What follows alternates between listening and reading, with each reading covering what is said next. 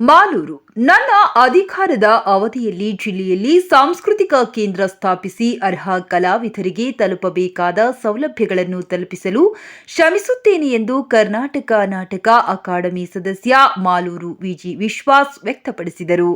ಕರ್ನಾಟಕ ನಾಟಕ ಅಕಾಡೆಮಿಯ ಸದಸ್ಯರಾಗಿ ನೂತನವಾಗಿ ಆಯ್ಕೆಯಾದ ಮಾಲೂರು ವಿಜಿ ಅವರಿಗೆ ಕರ್ನಾಟಕ ಕಾರ್ಯನಿರತ ಪತ್ರಕರ್ತರ ವತಿಯಿಂದ ಪತ್ರಕರ್ತರ ಭವನದಲ್ಲಿ ಸನ್ಮಾನ ಸ್ವೀಕರಿಸಿ ಮಾಲೂರು ವಿಜಿ ಮಾತನಾಡಿದರು. ಇಂದು ತಮ್ಮ ತವರಿನಲ್ಲಿ ನನ್ನನ್ನು ಸನ್ಮಾನಿಸುತ್ತಿರುವುದು ನನಗೆ ವಿಶೇಷ ಸಂಭ್ರಮದ ಘಳಿಗೆ. ರಾಜ್ಯದ ಗಡಿಭಾಗದಲ್ಲಿ ಕಲಾ ಸೇವೆ ಮಾಡುತ್ತಿರುವ ನನ್ನನ್ನು ಗುರುತಿಸಿ ನಾಟಕ ಅಕಾಡೆಮಿಯ ಸದಸ್ಯರಾಗಿ ಆಯ್ಕೆ ಮಾಡಿರುವ ಘನ ಸರ್ಕಾರಕ್ಕೆ ನಾನು ಕೃತಜ್ಞನಾಗಿದ್ದು, ನನ್ನ ಅಧಿಕಾರದ ಅವಧಿಯಲ್ಲಿ ಜಿಲ್ಲೆಯಲ್ಲಿ ಸಾಂಸ್ಕೃತಿಕ ಕೇಂದ್ರವನ್ನು ಸ್ಥಾಪಿಸಿ ಅರ್ಹ ಕಲಾವಿದರಿಗೆ ತಲುಪಬೇಕಾದ ಸೌಲಭ್ಯಗಳನ್ನು ತಲುಪಿಸಲು ಶ್ರಮಿಸುತ್ತೇನೆ. ಅಲ್ಲದೆ ಕಾರ್ಮಿಕ ಇಲಾಖೆಯಲ್ಲಿರುವ ರೀತಿಯಲ್ಲಿ ಕಲಾವಿದರಿಗೆ ಆರೋಗ್ಯ ವಿಮೆ, ಅವರ ಮಕ್ಕಳ ವಿದ್ಯಾಭ್ಯಾಸ ಮತ್ತು ಮದುವೆ ಸಮಾರಂಭಗಳಿಗೆ ಸಹಾಯಧನ ಸೌಲಭ್ಯ ಒದಗಿಸಲು ಸರ್ಕಾರಕ್ಕೆ ಮನವಿ ಮಾಡುತ್ತೇನೆ. ಜೊತೆಗೆ ಜಿಲ್ಲೆಯಲ್ಲಿ ಸಾಂಸ್ಕೃತಿಕ ಕೇಂದ್ರವನ್ನಾಗಿಸುವ ಉದ್ದೇಶದಿಂದ ಹೋಬಳಿವಾರು ನಾಟಕೋತ್ಸವ ಕಾರ್ಯಕ್ರಮಗಳನ್ನು ಹಮ್ಮಿಕೊಳ್ಳಲಾಗುವುದು ಎಂದರು.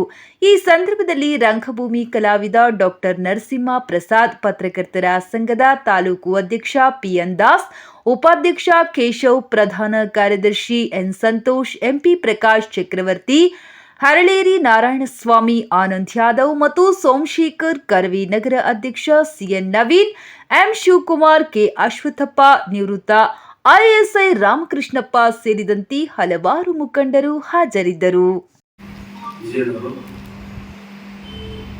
ಇವರು ನಮಗೆ ಹೇಗಪ್ಪ ಅಂತಂದ್ರೆ ಅವರ ತಂದೆಯವರ ಕಾಲದಿಂದ ಕೂಡ ನಮಗೆ ಆತ್ಮೀಯ ಗೆಳೆಯರಾಗಿದ್ದಾರೆ.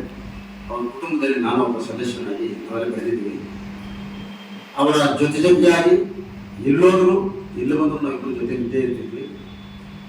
ಇನ್ನು ನಾನು ಮುಖ್ಯವಾಗಿ ಇವತ್ತು ಘನ ಸರ್ಕಾರಕ್ಕೆ, ಮುಖ್ಯಮಂತ್ರಿಗಳಿಗೆ ಮತ್ತು ಉಪಮುಖ್ಯಮಂತ್ರಿಗಳಿಗೆ ಮತ್ತು ಮುಖ್ಯಮಂತ್ರಿಗಳಾದಂಥ ಸಿದ್ದರಾಮಯ್ಯನವರಿಗೆ ಮತ್ತು ಉಪಮುಖ್ಯಮಂತ್ರಿಗಳಾದಂಥ ಡಿ ಕೆ ಶಿವಕುಮಾರ್ ಅವರಿಗೆ ಮತ್ತು ನಮ್ಮ ಕನ್ನಡ ಮತ್ತು ಸಂಸ್ಕೃತಿ ಇಲಾಖೆಯ ಸಚಿವರಾದಂಥ ಶಿವರಾಜ್ ತಂಗಡಗಿ ಅವರಿಗೆ ನಾನು ನಿಜವಾಗಲೂ ಅಭಿನಂದನೆಗಳನ್ನು ಸಲ್ಲಿಸ್ತೇನೆ.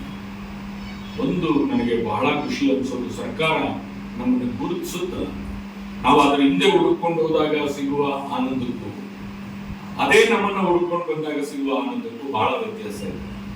ಸೊ ಇದು ನನಗೆ ಸಿಗ್ತಾ ಇರುವಂತ ಆನಂದ. ಸರ್ಕಾರ ಇವತ್ತು ರಂಗಕರ್ಮಿ ಮಾಲೂರಿನ ಒಂದು ಕರ್ನಾಟಕದ ಒಂದು ಯಾವುದೋ ಒಂದು ಸಣ್ಣ ಕೊನೆಯ ಗ್ರಾಮ ಮಾಲೂರು ಅಥವಾ ನನ್ನ ತಾಲೂರು, ಅಲ್ಲಿ ಮಾಡುವ ಕೆಲಸವನ್ನು ಗುರುತಿಸಿ ಇದು ನನಗೆ ಕೊಟ್ಟಿರುವಂತ ಸ್ಥಾನ ಅಲ್ಲ, ನನ್ನ ಕಲೆಯ ಮತ್ತೆ ನನ್ನ ತಂಡದ ಎಲ್ಲರ ಶ್ರಮಕ್ಕೆ ಕೊಟ್ಟಿರುವಂತ ಪ್ರತಿಫಲ. ಸೊ ಒಂದು ನನ್ನ ಆಸೆ ಇದೆ, ಮೊದಲು ನನ್ನ ಜಿಲ್ಲೆಯನ್ನ ರಂಗಭೂಮಿಯ ಕೇಂದ್ರವನ್ನು ಆಗಿಸಬೇಕು ಅನ್ನೋದು ನನ್ನ ಮೊದಲ ಆದ್ಯತೆ. ಆ ದೃಷ್ಟಿಯಲ್ಲಿ ನನ್ನ ಆಸೆ ಇರೋದು ನನ್ನ ಇಡೀ ಕೋಲಾರ ಜಿಲ್ಲೆಯ ಪ್ರತಿ ಹೋಬಳಿ ಮಟ್ಟದಲ್ಲಿ ನಾಟಕಗಳು ನಡೆಯಬೇಕು.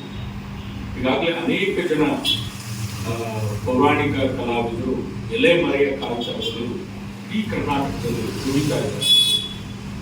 ವೈಟ್ ಕಾಲರ್ ಕಲಾವಿದರು ಯಾರೋ ಒಂದಷ್ಟು ಜನ ಗುರುತಿಸ್ಕೊಳ್ತಾ ಇದ್ದಾರೆ ಬಿಟ್ರೆ, ಎಲೆ ಮರೆಯ ಕಾಯಿನಂತಿರುವಂತಹ ಅನೇಕ ಕಲೆಗಳು ನಶಿಸಿ ಹೋಗ್ತಾ ಇದ್ದಾರೆ.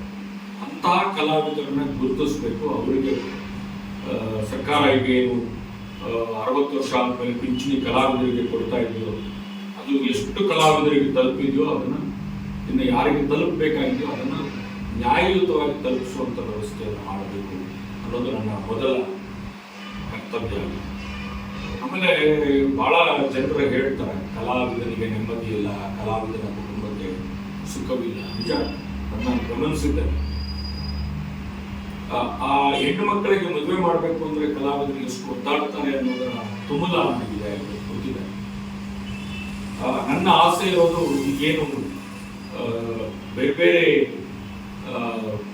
ಕಟ್ಟಡ ಕಾರ್ಮಿಕರಿಗೆ, ಈ ಥರದವರಿಗೆ ಏನೇನೆಲ್ಲ ಈ ಕಲ್ಯಾಣದ ವಿಚಾರವಾಗಿರ್ಬೋದು ಅಥವಾ ಆರೋಗ್ಯ ಭಾಗ್ಯದ ವಿಚಾರಗಳಾಗಿರ್ಬೋದು, ಈ ಎಲ್ಲವನ್ನ ಬೇರೆ ಬೇರೆಯವ್ರಿಗೆ ಹೇಗೆ ಕೊಡ್ತಾ ಇದ್ದಾರೋ ಹಾಗೆ ಕಲಾವಿದರಿಗೂ ಕೊಡಿಸ್ಬೇಕು ಅನ್ನೋದು ನನ್ನ ಮೊದಲ ಅರ್ಧ ಕರ್ತವ್ಯ ಆಗಬೇಕು ಅನ್ನೋದು ನನ್ನ ಆಸೆ ಇದೆ.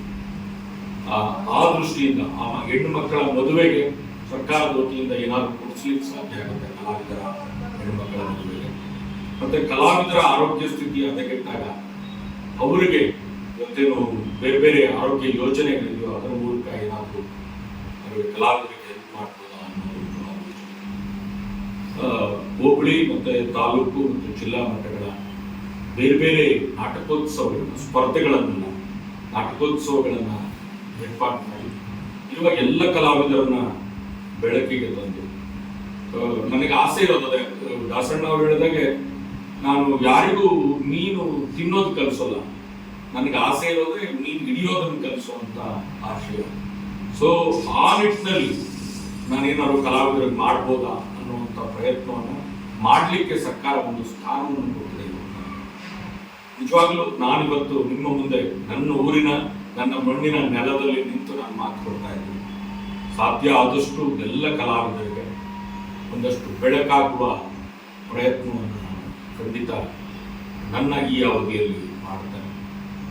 ಮತ್ತೆ ಬಹಳ ವಿಸ್ತಾರವಾಗಿ ನನಗೂ ಇವತ್ತು ಆಶ್ಚರ್ಯ ಆಯಿತು. ರಂಗ ಅಂದರೆ ನಾನು ಬರೀ ರಂಗ ಮಾತ್ರ